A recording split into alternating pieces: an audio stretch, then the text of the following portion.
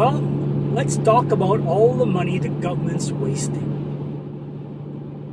Take for instance all the people that go to jail.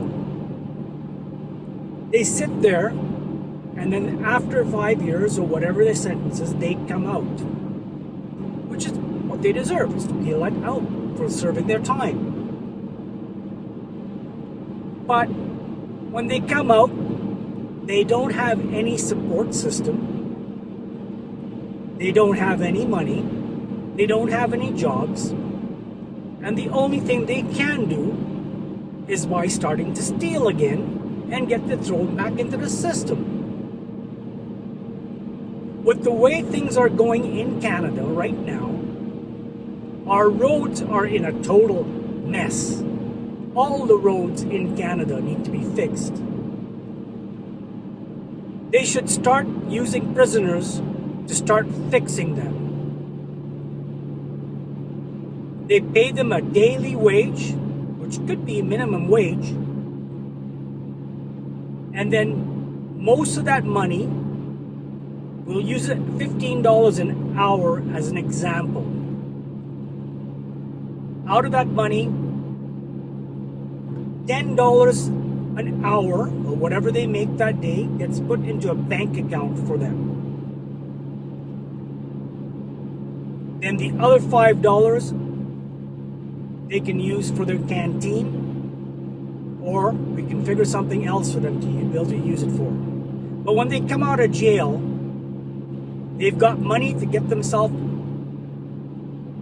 an apartment, look for a job, but they also got a trade while they were out on the road fixing roads.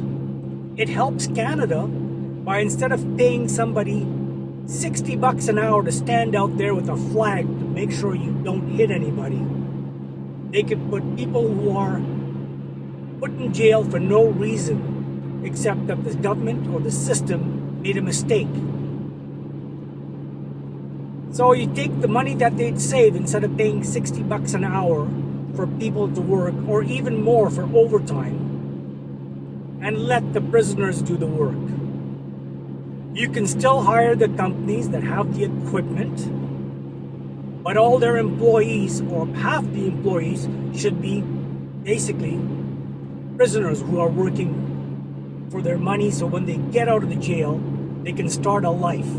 And if they have a family, guess what? They have money to start a life with their family, instead of getting back into their problems and put back on the system. The reason they get into that problem is, and they can't get out of it, is they don't get help. It's like a revolving door. They do drugs or whatever they do, or even drink, they get thrown in jail, and they see no future. The system has to change. And I know you people out there, there's going to be a lot of people saying that's slave labor, but in reality, look at what it's doing for the worker. They might think of it as slave labor because they're doing the work in the first month or whatever, maybe a year. But after that, they start looking at, hey, I'm learning a career here, I'm getting paid, and when I leave, I can afford to live and get my career going all over again. So let's do that. Taking prisoners in every province and let them fix all the roads. You know, the funny thing is, fixing the roads is also a tax we pay when we get our license plates. It's a tax that is added on to everything else. But you know what? That money is being used for something else. What is the government using it for? It sure ain't fixing the roads. So why don't they get off their butt and get people out there doing the job and getting it done? They just have to be selective on who they put on the roads. And they can be, because anybody in the system that can prove in the system they're not going to do any damage and they're going to follow the rules, you've got a great employee, and they've got a great chance for helping themselves as well as their communities as well as Canada, to get everything back online. That's all I got to say about it.